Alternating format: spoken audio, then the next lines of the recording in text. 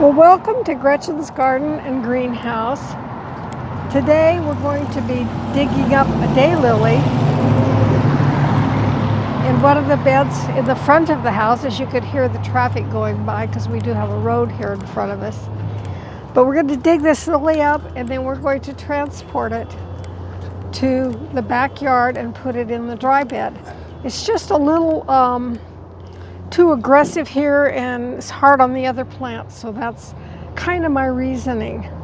So Al has brought the wheelbarrow and our equipment needs, and we'll get started. I'm going to start with the digging fork because that is the easiest thing to dig with. I have the shovel just in case we need it. The lily has bloomed and has been cut back and is putting on some new growth here. So we'll see if I can get over here. As you can see, it's a fairly large plant, which the circumference isn't the problem. The problem is it gets great big and tall and flops over everything else. So we're going to find a different place for it. So I haven't dug a lily up in a long time, but they can be they have some tubers in there, so it can be kind of hard to get them up. There we go, Gretchen.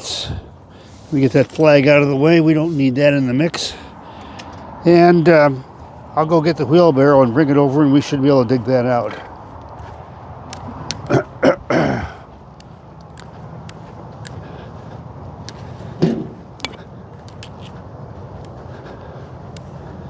One of the things we'll probably need to do when we transplant this thing, Gretchen, is to cut down these leaves a little bit, huh?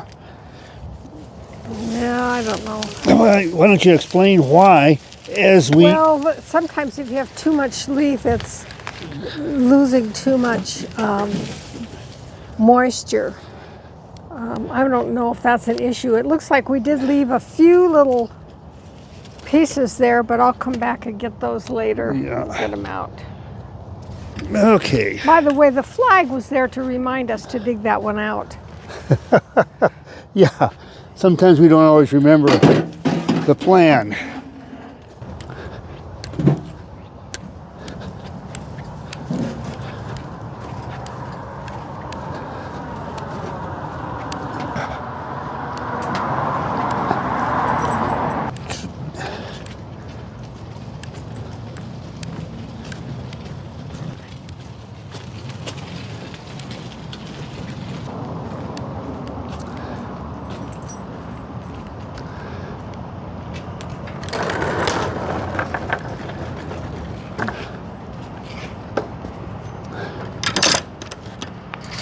Make sure we shut the gate because you see that little creature there watching him? She might decide to go visit the neighbors. So we kind of keep her, she's got plenty of room to roam in our backyard. Okay, Gretchen, I think that'll do. Between us, we managed to get the hole big enough, I believe. Let's find out here, though. See if we can get this guy in there.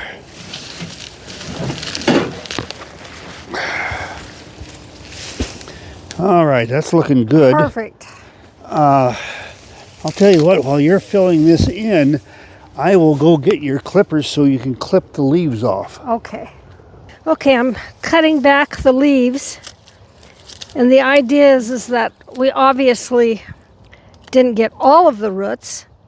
We got as many as we could. And so we cut these back so that the roots don't have quite so much to support in terms of leaves, and can work on growing roots.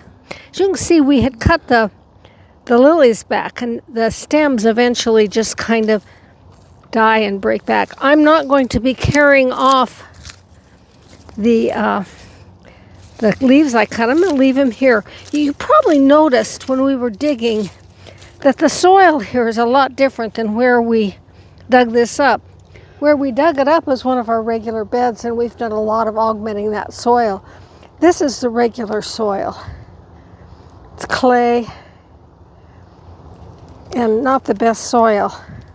But I'm trying here to do as natural as I can, so I've planted a lot of natural stuff like the choke cherries and the syringa And not all of it's natural, of course. I But see you also that you're leaving the clipped off leaves there to form kind of a compost ground cover, whatever. right, yeah. Yeah, I'm just going to leave it here and let it die and kind of maybe help the soil a little bit, keep the moisture in a little bit. Really dry. I do water it some, but not like it's not on the regular system. So I have a soaker hose, as you can see here, that I turn on occasionally, and sometimes I even set a sprinkler and sprinkle it good in the heat of summer.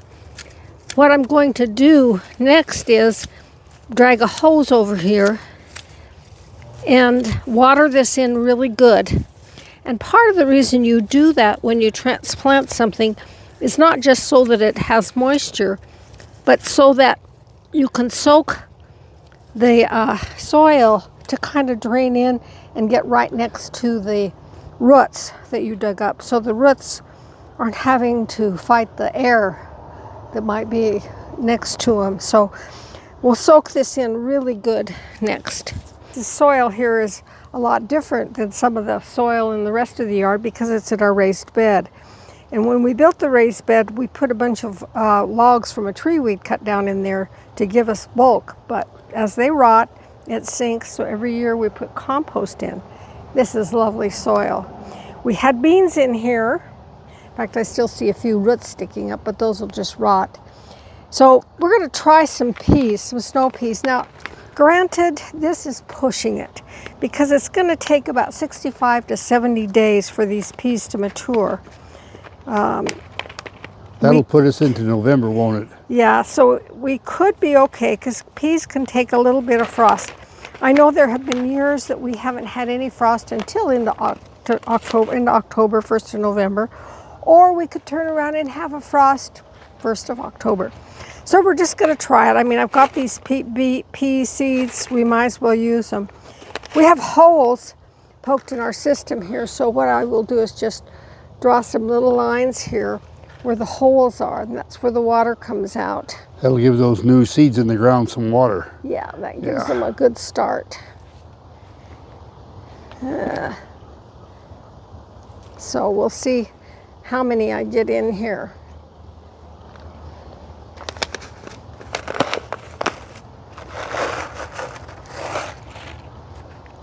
I'll put about 3 in each one of these.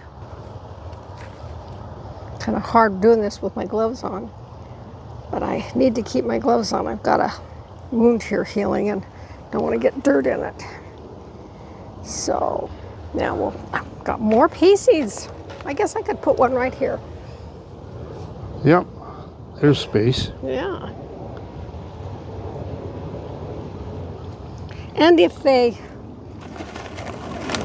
work, that's good. If they don't, we haven't lost a lot. So we'll keep those seeds for another, they're getting kind of old. Anyway, so we'll cover these up, pat the soil down a bit.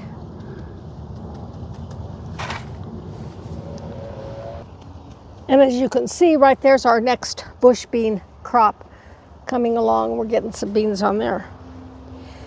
Now just to end this, on the other side of this bed, just over here, remember some time ago we planted some microgreens and some radishes. So, and some spinach. Here's the spinach coming up, radish, rows of radish and spinach, and then microgreens. So we're going to have microgreens for our salads here probably in about a week. Yeah, looking forward to it.